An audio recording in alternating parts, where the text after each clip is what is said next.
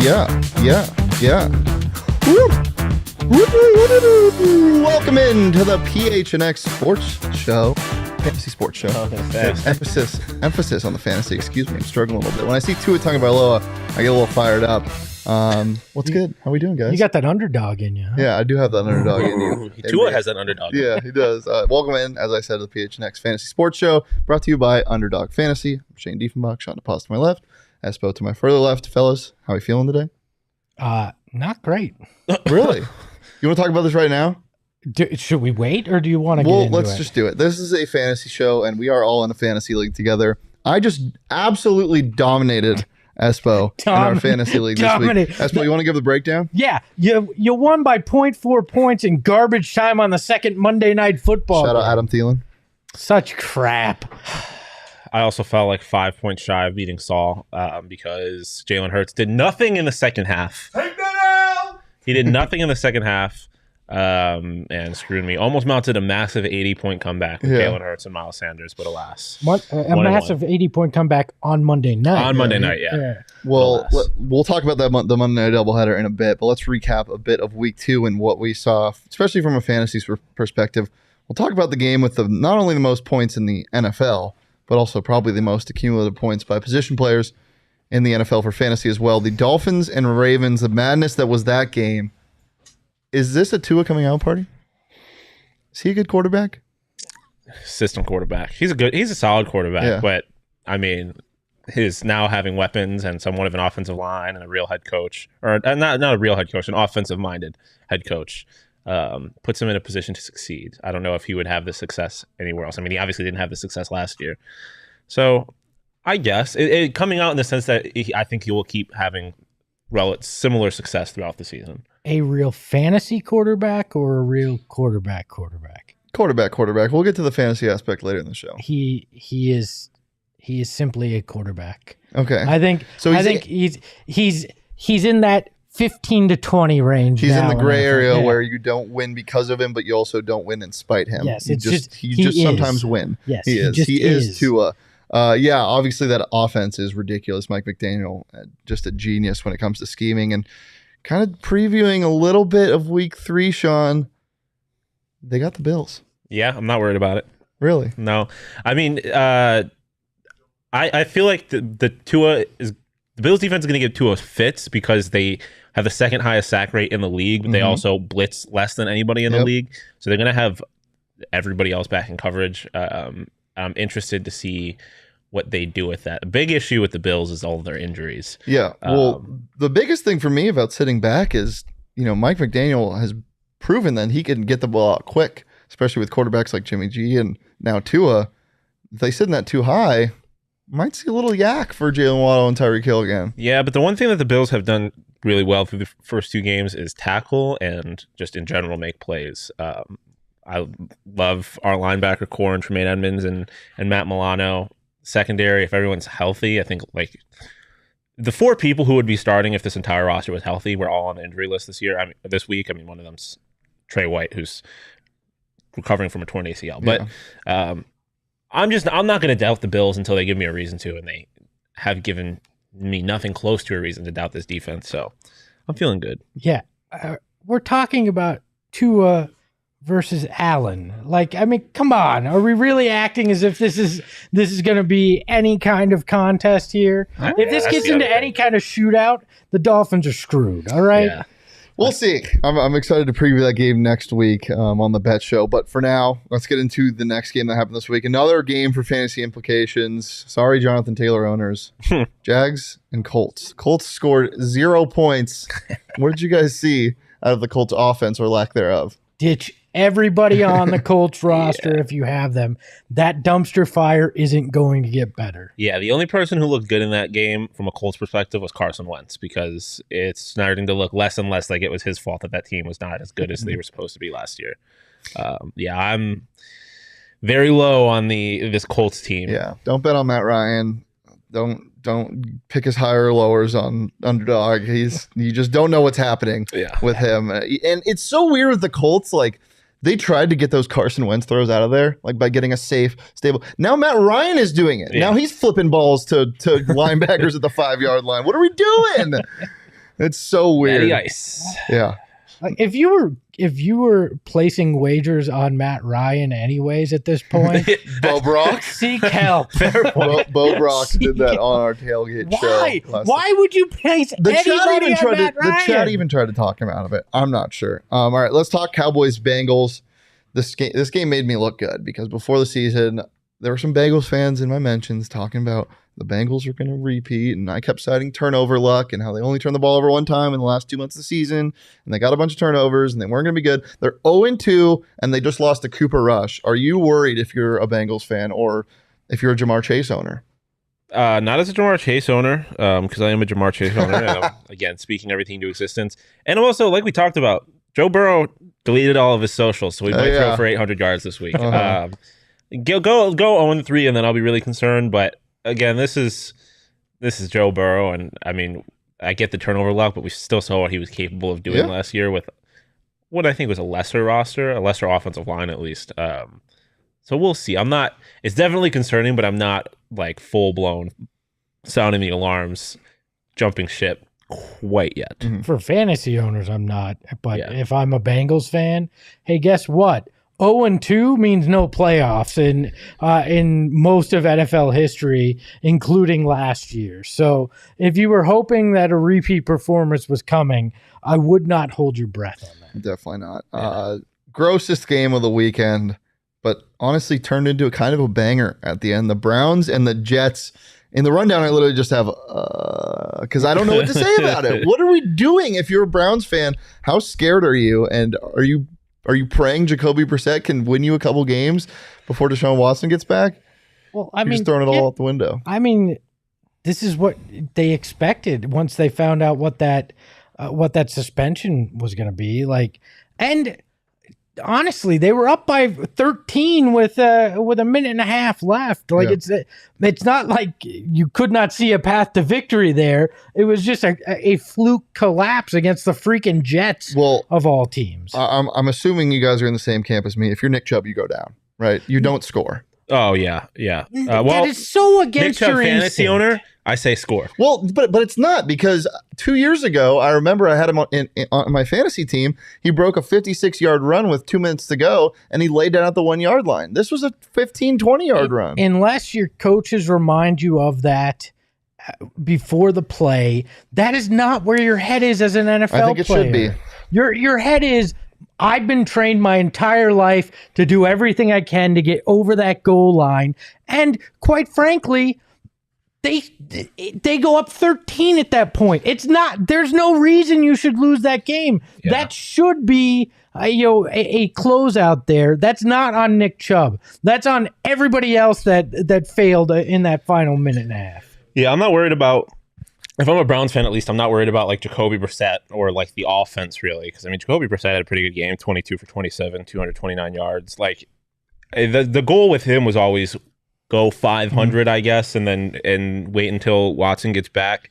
And the Jets are better than they were last year. Yeah. Like they're not like a god awful team like they were last year, I guess. So I don't know. Do you remember who their quarterback is right now? He's elite. He's Joe Flacco. Joe Flacco is 90. Him. I mean, isn't Joe Flacco? Joe Flacco is age? eternal. he is, was, and always will be. All right. Before we move on to the doubleheader, I see some people in the chat dropping some questions and stuff. We'll answer those toward the end of the show. If you guys have starter sit questions, who you should pick up on the waiver wire, drop them in the chat. We'll get to them by the end of the show. Last two games we'll talk about is what happened on Monday night. First question, is Kirk Cousins afraid of the dark? Yes. I mean, there's no other explanation at this point. He put him in prime time, and he's going to choke. So I think he has to be afraid of the dark. Yeah. There's only one thing he's more afraid of than the dark, and I'm not going to say it, but everybody knows. Oh man, yeah, that game was strange. I mean, Kirk Cousins just throwing balls straight up in the air to an injured Darius Slay. Do you think he returns to form come Sunday? Who do the Vikings play on Sunday? They have to play the Commanders, I believe. Or no, the Eagles play the Commanders. Let me check. Yeah, I mean, regardless, I think so. Because I mean, he's still a kind of a good quarterback, and it's still a good team. Like I still think this is the Saints. Yeah, no, I feel like he'll return to Or form. no, that's next week. They have the Lions. Okay, yeah, I think he'll return to form. I'm not really worried about the Vikings team. It's just for some reason he can't play in prime. I'll be worried about them when they're in the playoffs and he has to do something in a primetime game. But until that point, a loss to a good Eagles team, like it was a bad loss, but it was a good Eagles team. I'm not worried. I'm not really worried. I think it'll be fine. Josh out in the chat saying Kirk Cousins can't even have a nightlight either because he's afraid of the spotlight. You're not wrong there. And then, the other game. Do we even have to talk about it? The Bills are just good. Is that all? We move on? The Bills are a juggernaut. Yeah. And Josh Allen's is a super soldier. You should have him on your fantasy roster like one guy here does. He's one of the best in the business.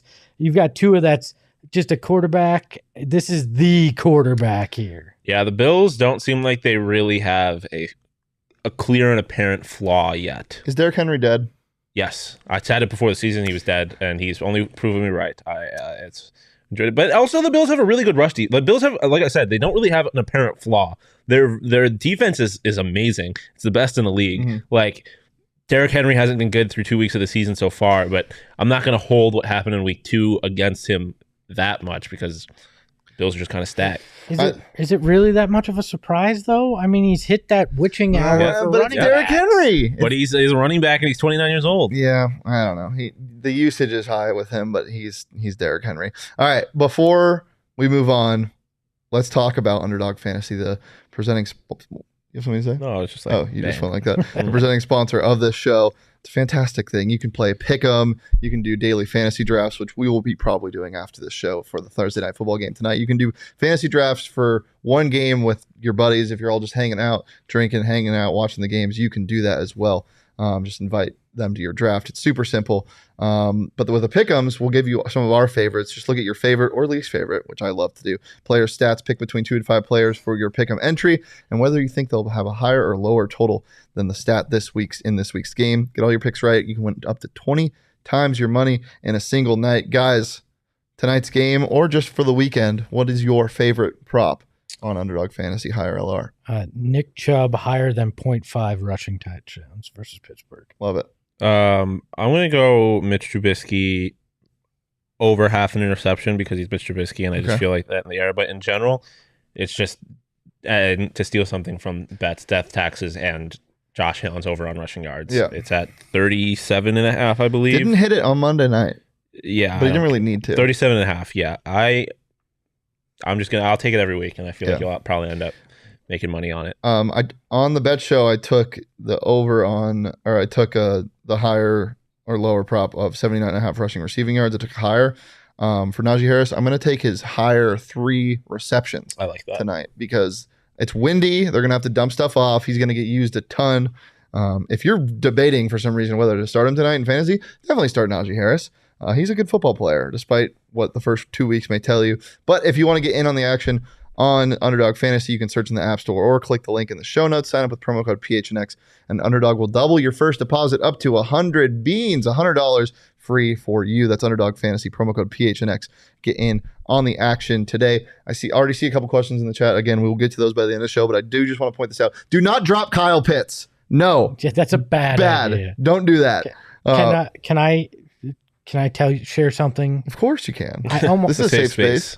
Well, then I'm going to share 2 things. Oh, God. The first one is I almost won $5,000 on Underdog Pick'em the other night, and Adam Wainwright screwed me. It was I went under on pitch counts for 5 guys, hit on 4, missed on the final one. It was crushing. And then also, I suck at Madden. I just want you guys to know that. I'm just going to admit that out loud. Because as I lost that $5,000, I also lost a Madden game in our league 106-13. 106-13, guys. Yes. Honestly, tragic. You're bad, but that is so mean. I would have never done that to you. And you know whose friend it was? Chance you know whose friend it was? Surprisingly enough, Anthony Totry's friend. Which it's totally not a surprise. No, at all. If I was in his shoes, I would have put in my backups and stuff because I wouldn't have wanted anyone to get hurt. But no, he just had to run up the score. He should have just taken a knee because he could have put in a 3rd string because I think he was going to score against me. You should have just played dirty. You should have just started hitting him hard. I tried to injure Aaron Rodgers. Dive at his legs. Yeah. Did not work. So All right. Well, we're getting to a segment we did last week, buying or selling. Guys, we'll start with the most beautiful man in the NFL, my favorite quarterback, Tua Tagovailoa. Are we buying or selling, guys? In general or for this week? Fantasy in general. In general, yes. I would just, if you can avoid starting him against the Bills, I would avoid it. But I'm buying in general. I think we talked about it. He has weapons and he has an offensive-minded coach that appears to be a pretty good coach. So I feel like he's going to keep on being pretty productive. So yeah, I'm buying. Espo? Yeah, I'd buy him, especially if you have another quarterback that's one of those guys that you want to play matchup-wise, not necessarily every week. I think he's that great kind of tandem quarterback where you can play him based on matchup. I'm buying and I'm expediting the shipping. I think he's going to have a great game against the Bills. I would not be surprised if they cover that game. I know you don't want to hear this. He also said that the Titans have a really good defense and that I didn't bet on the Titans. That's fair. Wasn't your pick of the week last week that the Seahawks were going to win too? So yeah, it was. Well, not win. Whoa, relax. Cover. Chill. Okay, I didn't think Trey Lance's leg would fall apart. That played a huge part in it. Yeah. By the way, drop Trey Lance. Yeah, I would do that. I think just the way this offense is trending, they scheme receivers open, they get the ball to their best players, and Jaylen Waddle and Tyreek Hill are some of the fastest mother effers that have ever entered this league. Very excited for that. And Chase Edmonds and Raheem Mostert don't seem to be a factor. And if they are, it's usually through the air. So buy on Tua. Next player, Tony Pollard. Are we buying or selling the running back behind Ezekiel Elliott?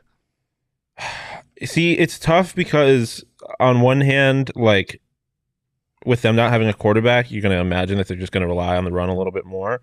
But I believe when I looked at his stats, he was like, his averages were way higher than normal, which I don't think it's something that concerns me in general with fantasy players. Like, I don't know if that's sustainable when he's getting relatively the same number of touches, the same number of targets, and he just happens to be more productive in one game.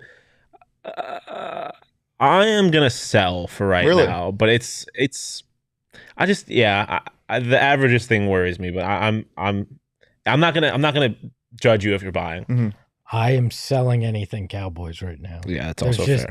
I don't trust anything involving them at the moment. So, I mean, if you want to go boom or bust, go ahead and take your chance. But I just don't think it's a smart way to go. I'm usually in the same camp. I don't like players in bad offenses. But in this case, it's a little different because Cooper Rush, as I said, one of the worst backup quarterbacks in the NFL. Like, it's not even close. He just loves getting sacked.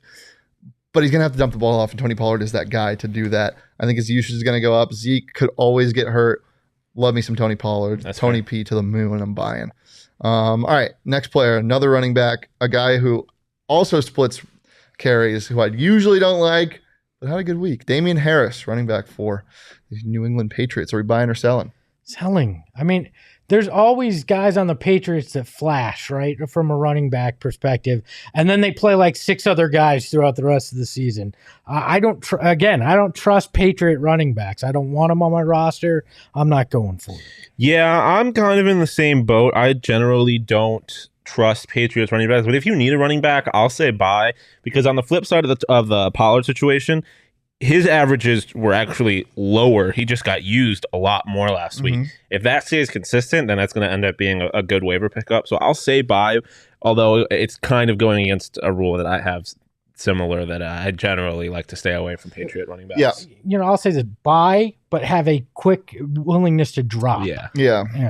Good for a backup role, I think. But I'm selling. Him and Ramondre, it just seems like there's a new lead back each week. I hate it. It's just frustrating more than anything. Not a big fan. Getting into the receivers, buy or sell former Arizona Cardinal Christian Kirk. Buy. I had said this last week, I think. On my fantasy team, the offense is better. He has a good quarterback. Not that he didn't here, but he's the target. He's the number one here, I think. And he's been super productive the first 2 weeks. I just have no reason to necessarily think that's going to drop off.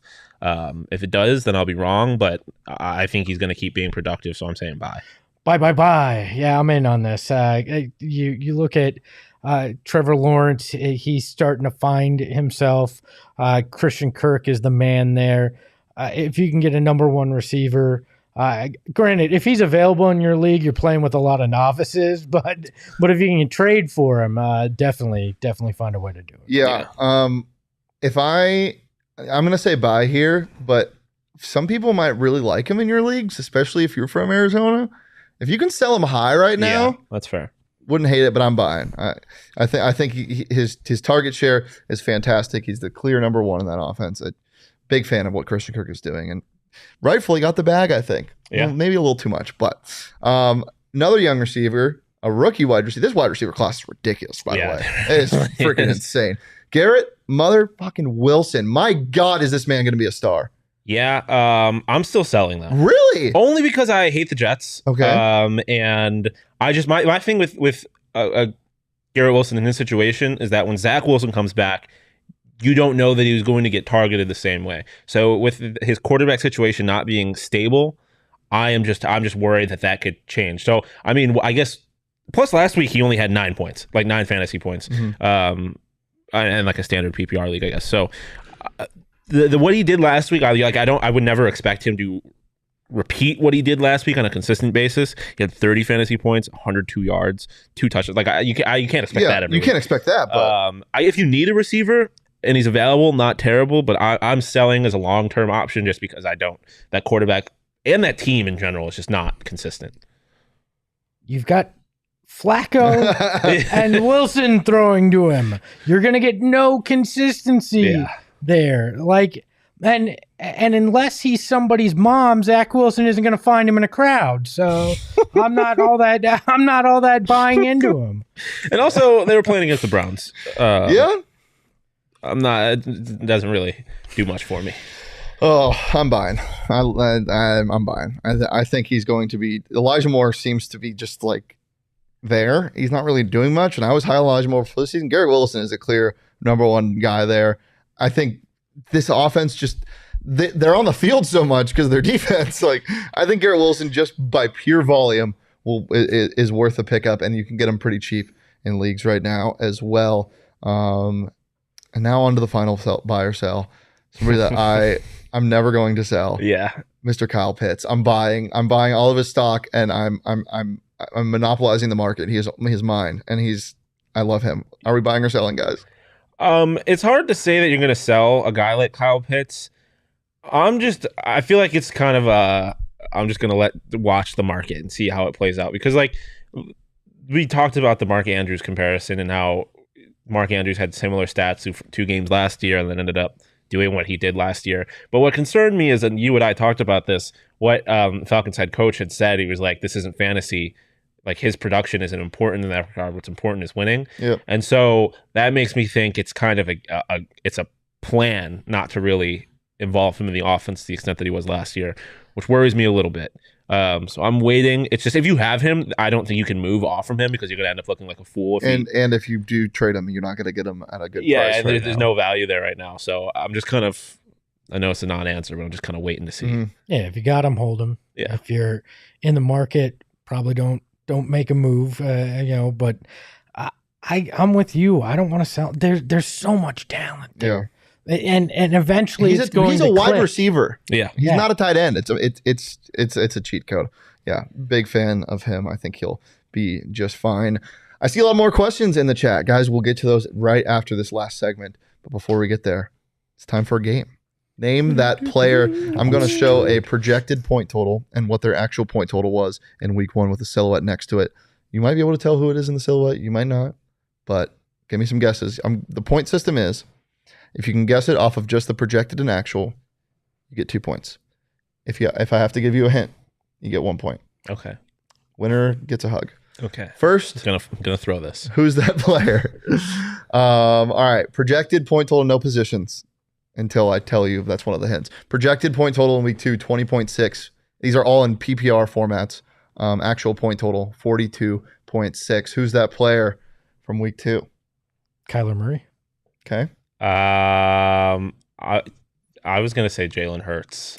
Okay, both wrong. He is a quarterback. Yeah, but I guessed that on the projection. Can I guess? Mm-mm. You put in the graphics, Jacob. No, I made Didn't that. look. Chad Powers. No. Who? Chad You didn't Powers, see that? Eli Manning. Eli Manning yeah. at Penn State. Was that he's a quarterback or hint? What? Was that he's a quarterback? Our hint? Is Yeah. that the hint? Oh, I can give you another hint. It's Tua. Mm-mm. Look Does at the it picture. Does that look like Tua? I can't tell. Yeah, I can barely see that thing from here. Fair. Jared Goff. All right. Nobody gets points. This is horrendous. It was Lamar Jackson. Lamar Jackson finished with 42.6 points. Tua didn't put up that many. Or did he? No. I don't know. I think he finished like 30-something because he didn't rush. You know how bad? I thought that was a player facing forward. Yeah, so did I. That's why I guessed Jared Goff. Okay, well, you'll get better ones. You'll get better ones. 0-0 so far, guys. Congratulations. Who is that player? Number 2. Projected point total, 12.0. Actual point total, 24.6. Who hurdled somebody last week? Debo Samuel. No. I can't tell. Well, just think of who would only be projected 12 and got That's 24. I don't know. I can't. I haven't. Okay, he's a receiver. Greg Dortch. No. He's a receiver in the NFC. In the He's a young receiver he's a rookie receiver in the NFC. Greg Dortch. Drake London. Drake London. Yeah. Ding, ding, ding. Sean Thank gets you 1 for the point. hint. Woo! Hurdling. Love it. All right. Yeah, this is bad, guys. Come on. It Come is on. harder Come on. than I Here we thought. go. It was way I'll harder tell you Who's than that I thought it was player? gonna Number 3. Let's see who we got. Projected total in week 2, 11.4. Actual 2.9. Guys, please tell me you can get this one. be. Zach Ertz. No. I purposely used one with his helmet off. So it's a bald Yeah, guy. that's what How is I'm that thinking. supposed to help? It's a bald guy that busted. Running back. Running back. Oh, Austin Eckler. No. Henry. 2.9. Guys, don't chat's know. going to get this. Chat, who is that? Come on, chat. I know you got this. A running back. Any who's other guesses? A bald running back. The bald running back. The That's most what- you said I. Oh, it was Leonard Fournette. No. What? The most bald running back. Emmett Smith. That's the Then bald. in the chat, it's Rex Burkhead.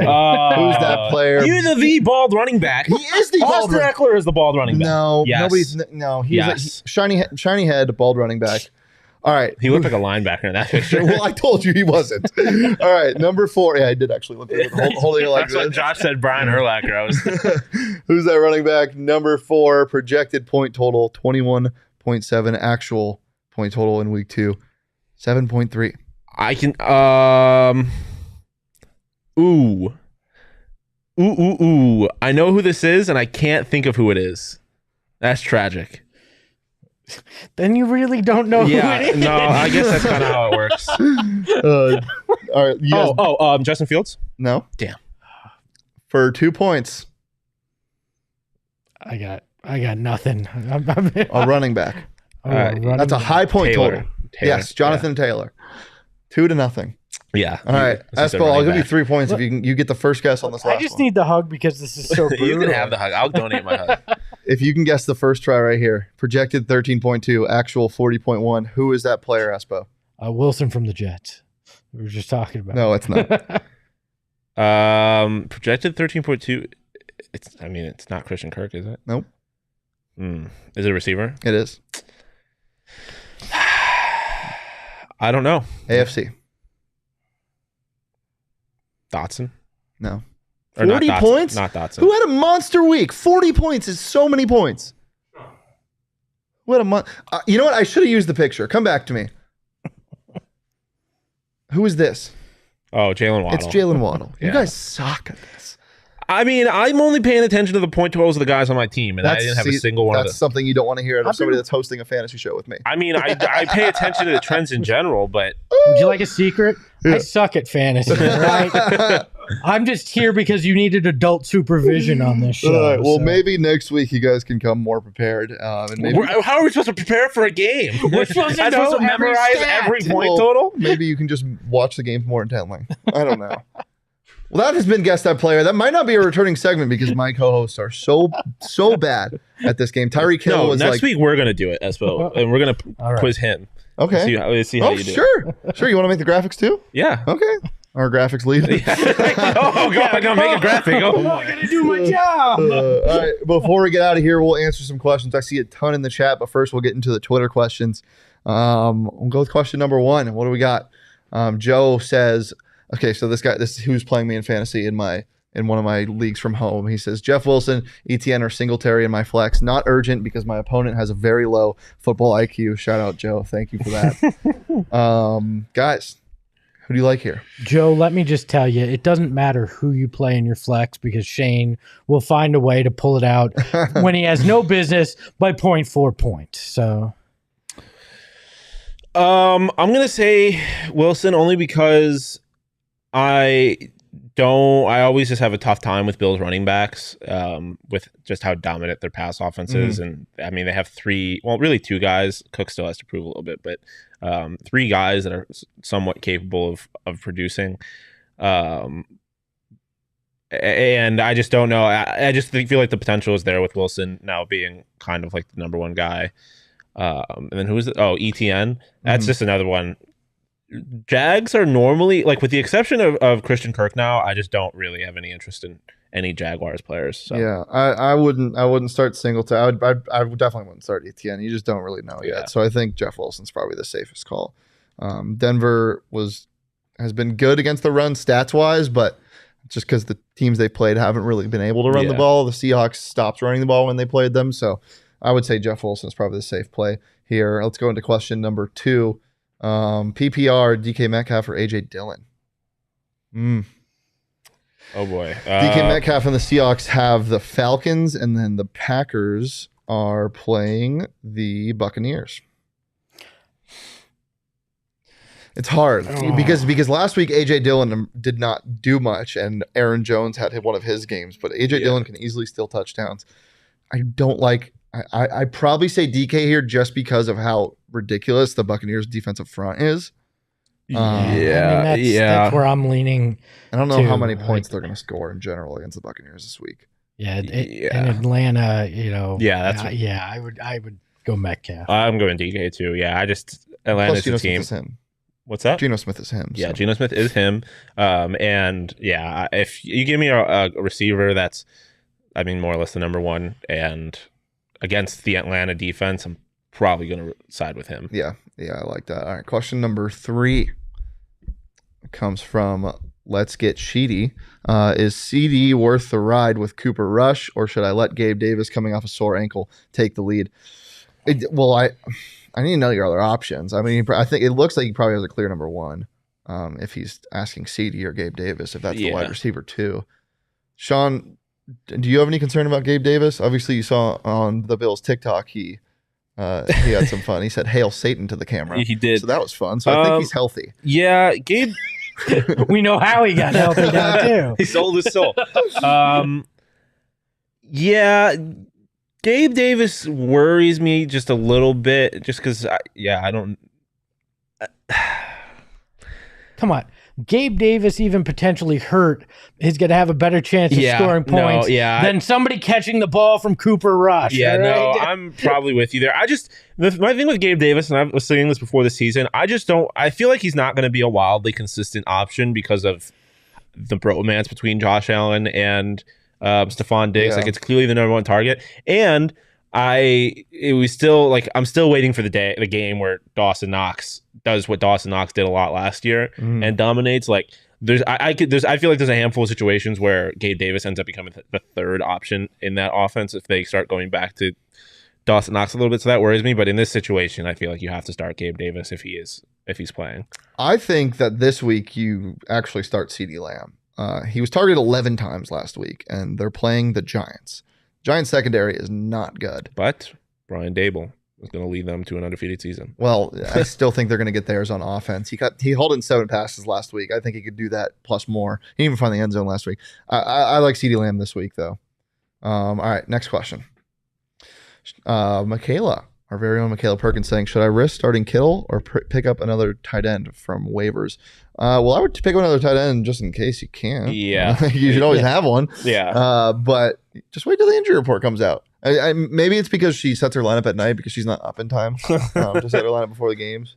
But I think it's an afternoon game, right? Yeah. I mean, if you're asking if you should get rid of No, Kittle. I don't think that's what you And guys then, obviously, no. Just pick up a tight end just in case you have the option last second to make the move if you need to.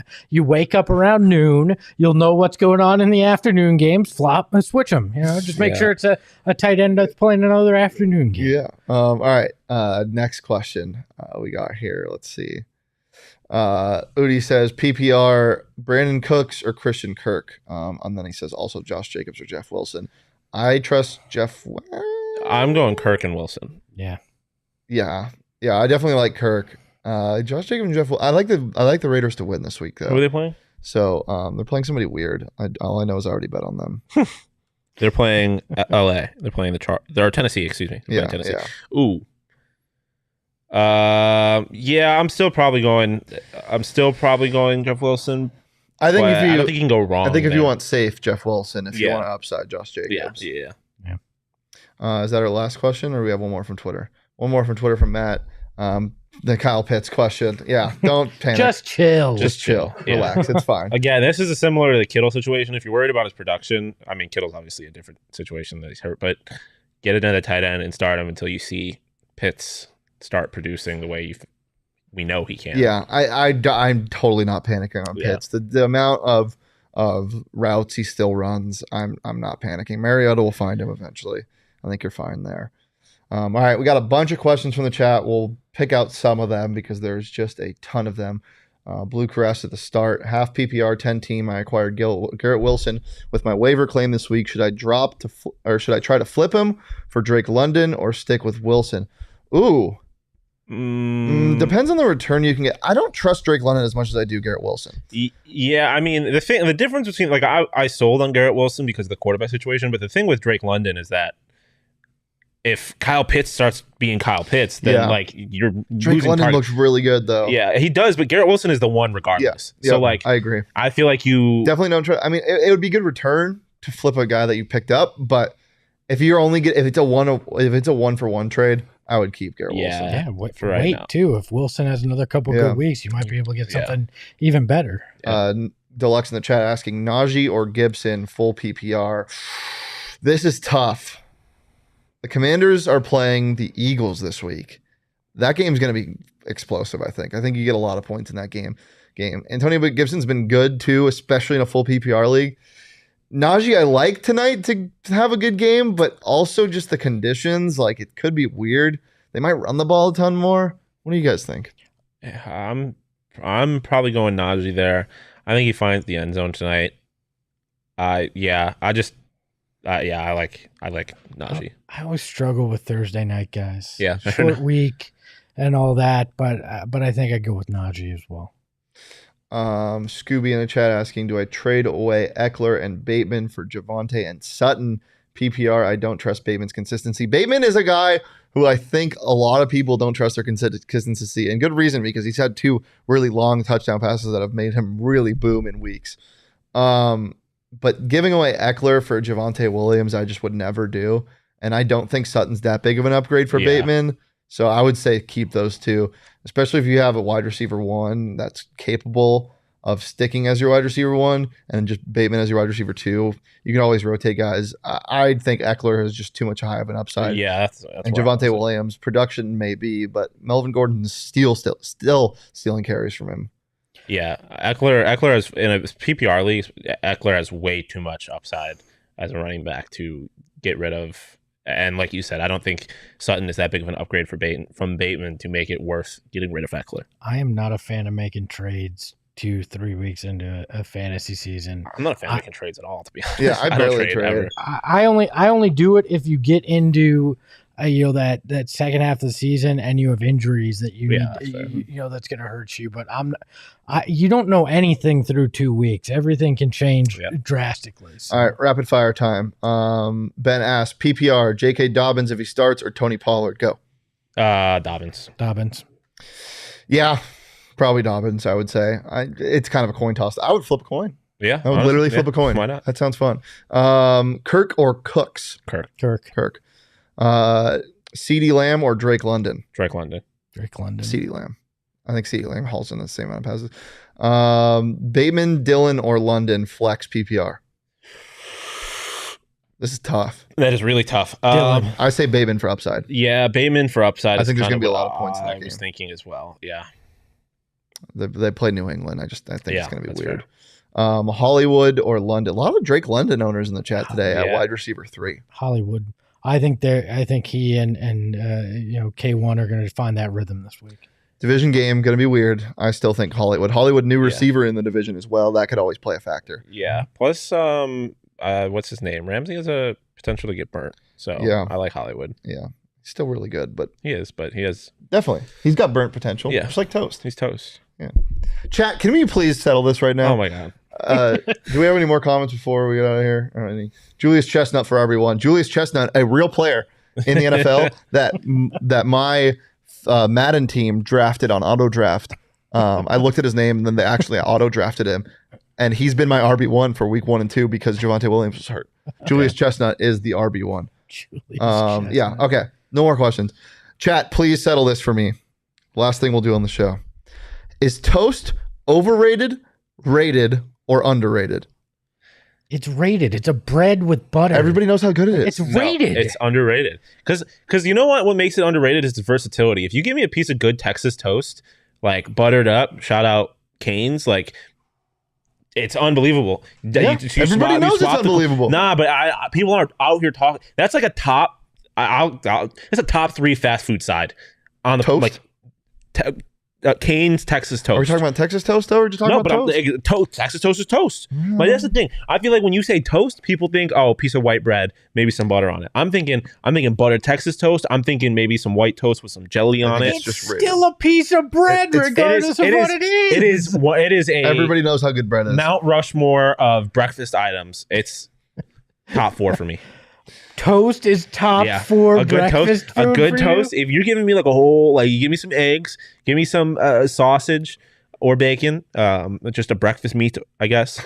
Well, so you're saying if I have to put 5 things on my plate, toast will be one of them, so I got something to sop up with? Like sometimes they have combos where toast aren't included, and I'll go out of my way to order toast because I love toast. Like it's like I need to pay a little. I'll pay a little extra for good toast. Plus, a diner back where I went to school, like undergrad, they had this thick Texas toast that was incredible. Texas toast alone makes toast underrated because it's not what people think when you think toast. Texas toast would have a 16-point projection this week and hit 16.5. That it's just rated. It's going to do what it does. It's fantastic. No, you got to think about the matchups. The matchup is my mouth, and my mouth knows what it is. Guys. No. Texas toast is Christian Kirk, and toast is a Jaguars player. You're like, okay, whatever. No. But then you're like, oh, it's Christian Kirk. No. Yes. Toast is a wide receiver 1, and everybody knows it's a wide receiver 1. Sourdough toast. The chat's agreeing with me. Well, at least Jose and Josh are. Toast is not a wide receiver 1. Texas toast is a wide receiver 1. Toast is a good tight end. It's nice to have it in your offense, but it's not necessary to be an elite offense. Guys, do me a favor and download the Underdog Fantasy app ahead of tonight's game. Get in one of the daily fantasy drafts you can do. It's super simple. Sign up using that promo code PHNX. They will double your first deposit up to $100. Been a pleasure as always. We do this every single Thursday at 3 p.m. PHNX Fantasy Sports Show presented by Underdog. It's been a pleasure. Follow me on Twitter at Shane Dief. Follow Shawn on Twitter at Shawn_DePaz. Follow Espo on Twitter at Espo. Follow PHNX_sports across all socials, including Twitter, Instagram, TikTok. Popping over there. And yeah, we'll see you here next week right here on the PHNX Sports YouTube channel. Anything else, fellas? Hit the lower on the toast. Just buy toast all day. All day. Get bread, get a toaster, and make your own toast. Get some jelly, get some jam. All right. Biscuits and honey. We'll see you guys next week. It's in the family, though. It's in the family.